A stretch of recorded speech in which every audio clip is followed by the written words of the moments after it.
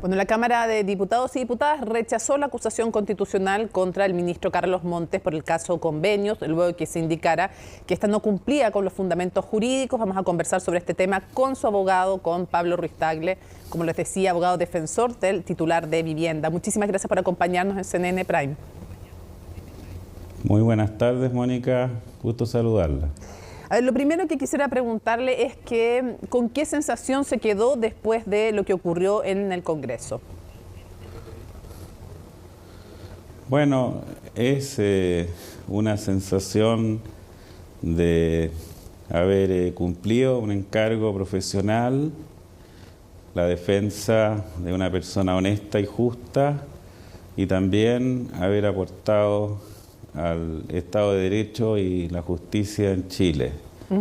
Y todos los honorables parlamentarios, incluso los que apoyaron la acusación constitucional, creo que hicieron su labor de una manera que la Constitución chilena fue respetada y finalmente se llegó a un resultado que favorece nuestra democracia.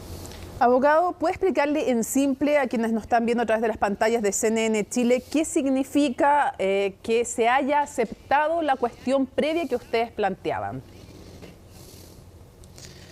Bueno, es difícil en simple, pero digamos que el documento, el escrito de acusación tenía problemas formales y problemas de contenido, de fondo. Era un documento quizás que no se había hecho con todo el cuidado, la prolijidad que amerita un escrito tan importante, un libelo acusatorio para destituir un ministro y luego inhabilitarlo por 5 años. Y también tenía cuestiones de fondo equivocadas, cuestiones de criterio jurídico.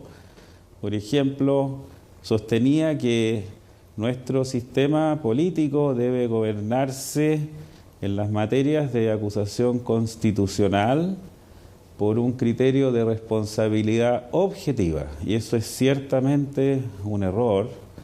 También había incomprensión de algunas leyes sobre la responsabilidad dentro del Estado en lo que se refiere a los Ceremis, al Serviu, a las subsecretarías. El Estado es un sistema complejo que tiene competencias, que tiene normas, que las personas que operan dentro de ellas no pueden saltarse. Abogado, en ese sentido, sí, en ese sentido surge una duda que es más de fondo y que trascienda esta acusación, y es la siguiente, porque aquí el punto de fondo, más allá de las pifias que eran hartas y varias y feas, digamos, algunos fuera de cámara también lo reconocían, pero el tema de fondo era si había supervigilado a quienes estaban bajo su tutela, el ministro o no, cómo se le había pasado todo el caso Convenios por enfrente. Y una de las respuestas que se da desde su defensa es que la da él antes, incluso la acusación constitucional, que el jefe de servicio, en este caso la jefa de servicio, es la subsecretaria. Era, porque ya no está, digamos, la subsecretaria.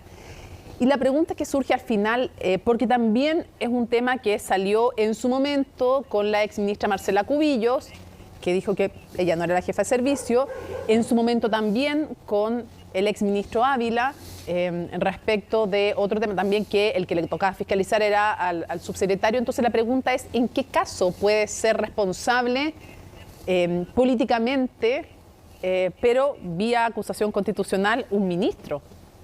¿Cómo puede ser acusable? Si él no es el jefe de servicio, ¿qué tendría que hacer para que fuera correctamente acusable un ministro?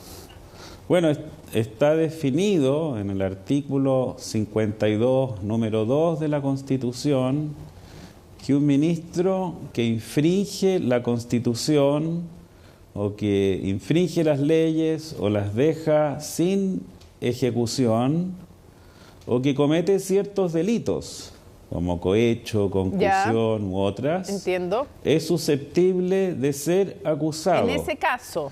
Y esa es digamos, están los casos sí, explicados en el artículo 52, no en cualquier circunstancia. Entiendo, pero entonces, o sea, haya pasado lo que haya pasado en un ministerio, por ejemplo, en el de vivienda, con el caso convenios, que no se hayan hecho bien las cosas, que no se hayan comunicado a tiempo, que no se hayan dado las alertas, que no se haya supervigilado quién con quién estaba haciendo convenios. Nada de eso finalmente debe ser de alguna manera supervigilado. O le voy a poner la frase, para ser justa, voy a citar para que no me digan después que yo estoy cambiando las palabras de los acusadores. Dicen: el ministro Carlos Montes debió fiscalizar o ejercer correctamente la dirección en la forma en cómo se gestionaban o ejercían las facultades delegadas en las secretarías regionales ministeriales y en los servicios de vivienda y urbanización. Esta omisión es constitutiva de una negligencia inexcusable que derivó en un perjuicio fiscal evidente. Bueno, estimada Mónica, la verdad es que hay que poner las cosas en una debida proporción. El tema de los asentamientos precarios, las poblaciones que no tienen agua potable, luz, que no tienen electricidad, es muy serio. Afecta casi, entiendo, 600.000 personas en Chile.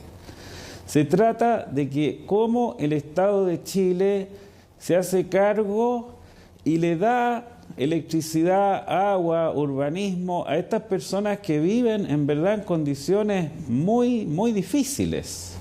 Y eso no es fácil porque es construir una ciudad. De eso se trata el programa de asentamientos precarios. Ese programa, fíjese usted, Mónica, tiene el 1% del presupuesto del ministerio. Y dentro del 1%, los 426 millones que se le entregaron en 3 convenios a Democracia Viva representan un porcentaje muy pequeño. Pero es mucho. Yo no digo igual que eso no justifique la investigación, pero escúcheme un minuto más, nada más. Pero no se puede adivinar las irregularidades, porque los ministros no son adivinos. Y lo que hizo el ministro Montes al llevar los antecedentes el día 26 de junio, después de que él conoció las irregularidades, demuestra un grado de proactividad nunca antes visto, desde el año 90 a la fecha. Yo no recuerdo un ministro que haya llevado las carpetas a las oficinas del Ministerio Público para denunciar las irregularidades. Además, le quiero decir otra cosa más. Cada 3 meses el ministro informaba al Congreso. Y este programa para construir ciudad en los campamentos precarios es un programa que tiene cierta libertad en la organización, que no está organizado como un programa enteramente estructurado. ¿Me entiende usted? Viene del terremoto del 2011. Se nos va a ir acabando el tiempo, entonces quiero preguntarle por un par de declaraciones más que se han hecho.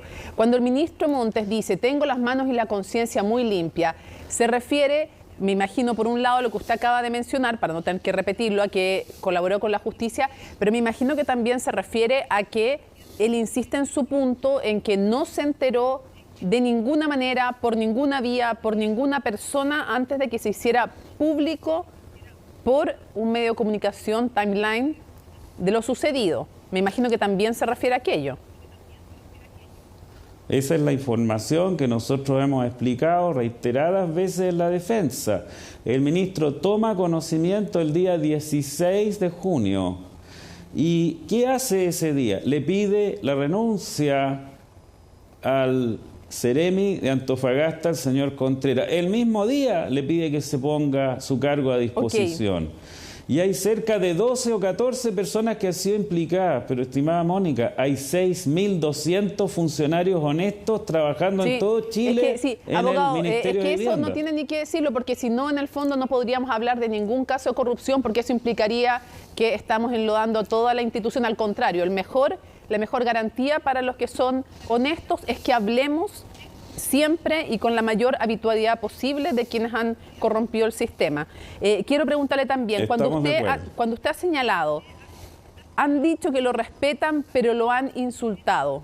¿A quiénes se refiere? Se está hablando, por si alguien no lo sabe, del ministro Montes. Usted ha dicho, han dicho que lo respetan al ministro Montes, pero lo han insultado. ¿A quiénes se está refiriendo?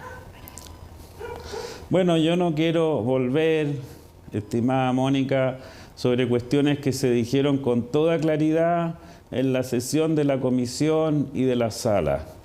Creo que incluso mencioné a algunas personas con nombre y apellido, personas que dijeron cosas muy injuriosas respecto del ministro Carlos Montes, y en verdad no corresponden al trato que un parlamentario le debe a un ministro de Estado de acuerdo con el artículo 7º, letra G, del Código de Conductas Parlamentarias que los propios parlamentarios se han obligado a respetar.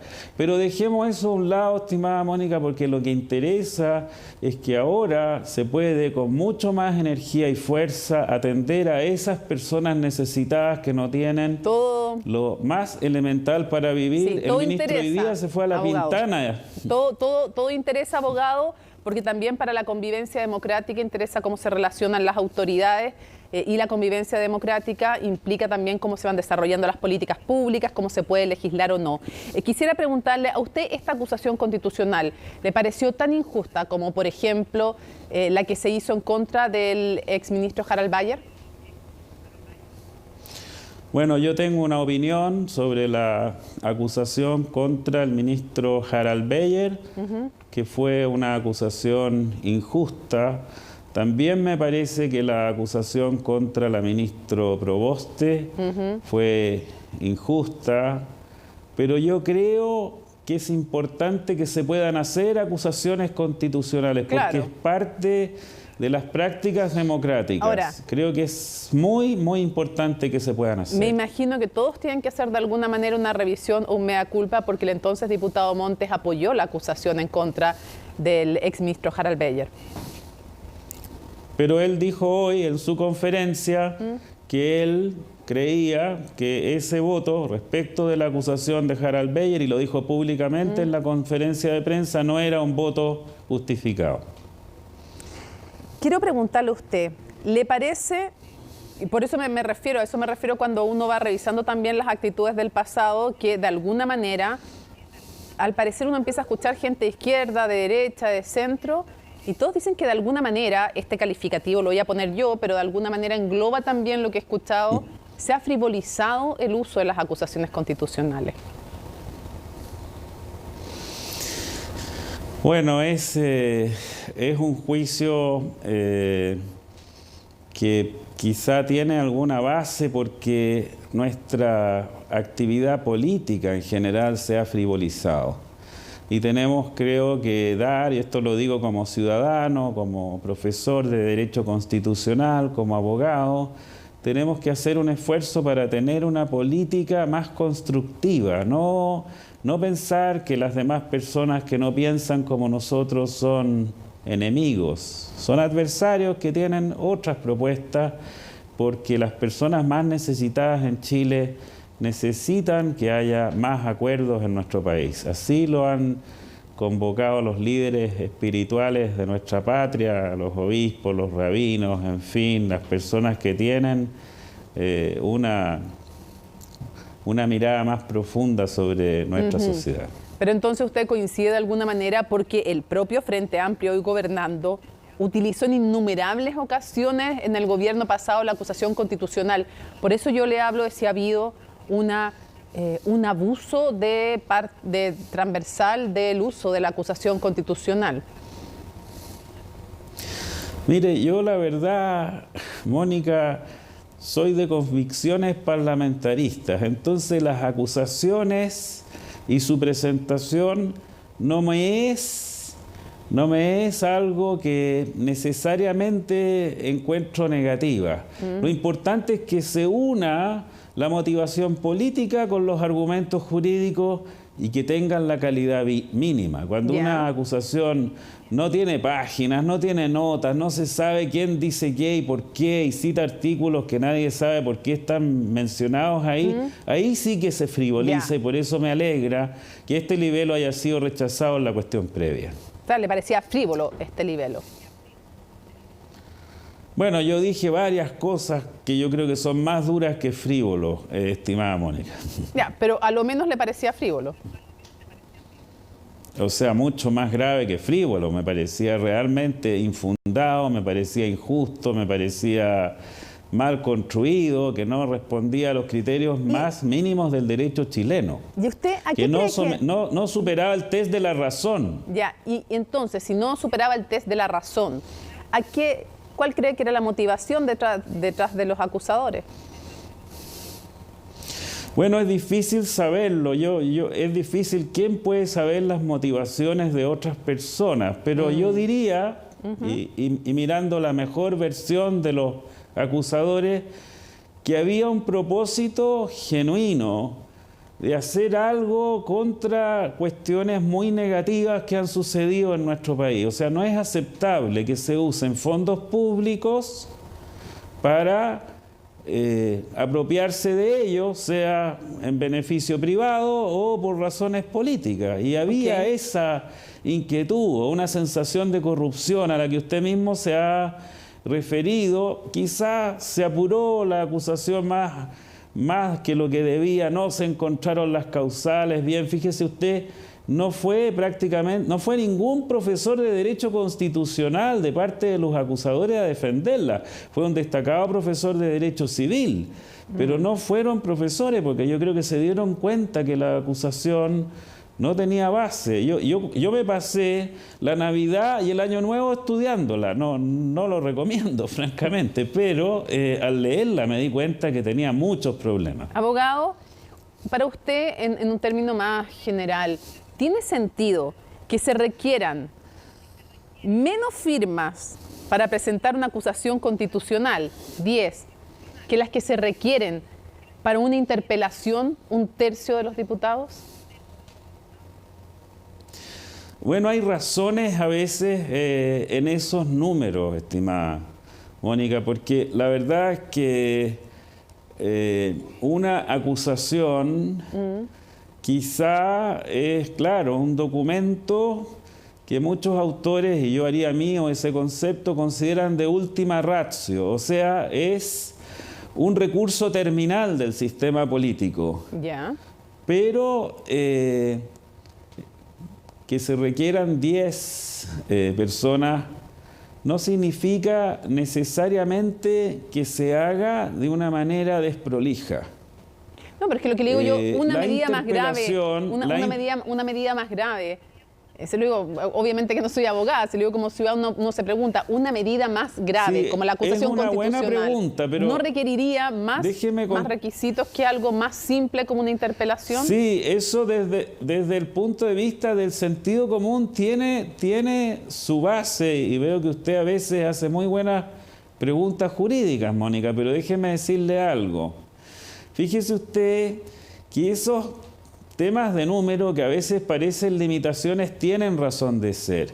Y ahora no recuerdo exactamente por qué son más los parlamentarios que se requieren para la interpelación que para la acusación. Pero seguramente que hay una buena razón. Le voy a poner un ejemplo. Algunas personas creen que la edad para ser, por ejemplo, presidente de la República o senador o diputado es un simple capricho de la Constitución, que podría ser mucho más baja, pero usted sabe cuál es el origen de esas reglas. ¿No? Cuando los padres fundadores norteamericanos subieron la edad, pensaron que las personas que se presentaran a los cargos más importantes ya tuviesen una carrera política, tuviesen carrete, como se dice, y no fueran hijitos de su papá o personas que por un nombre o por algo que habían hecho en la juventud simplemente convencían al electorado y llegaban a ser personas en altos cargos. Cuando una persona ya ha demostrado en una vida dedicada al servicio público de 30, de 40 años, es distinto que cuando simplemente tiene 20, que puede ser muy atractiva, pero que no logra demostrar cuáles son sus méritos. Entonces, esas cuestiones de número tienen razón, Mónica. Sí, sí, tenemos un presidente bien joven, pero en fin, me imagino que se está refiriendo a él. Cierro con una pregunta muy breve. No, porque yo no, sí, no, sé que en se ningún está caso refiriendo. estoy hablando de la teoría constitucional, de lo que dice Joseph Story en el Tratado de Derecho Constitucional. Cierro con una pregunta muy breve porque se nos acabó el tiempo, pero no puedo dejarla en el tintero. Tiene que ver con un tema que usted mencionó. Usted dijo que los que más afectaron al ministro son los que se aprovecharon de su confianza para robar y mentir. ¿Quiénes se aprovecharon de la confianza del ministro? Bueno, hay un grupo de funcionarios desvinculados y básicamente hay dos personas que han sido sometidas a proceso en Antofagasta. Y esas personas usaron, bueno, el prestigio del ministerio. Y claro, el Ministerio de Vivienda, por muy buenas razones, está descentralizado, está en todo Chile. Porque pero usted estaba tiene, pensando sobre todo en Andrade, conocimiento. ¿no? Estaba pensando en alguien como Andrade, en el ex-Seremi. Yo estoy pensando en los señores Andrade y Contreras. Sí, porque el señor Contreras, inmediatamente que el ministro supo que había, digamos, tomado estas decisiones tan irregulares, le pidió que pusiera su cargo a disposición. Es otra cosa que también hay que considerar. No siempre las autoridades ministeriales han tenido esa proactividad que ha tenido el ministro Carlos Montes para enfrentar con decisión estos casos. Abogado, quiero agradecerle que nos haya acompañado en CNN Prime. Que tenga muy buenas noches. Muy buenas noches a usted, que esté muy bien. Igual usted.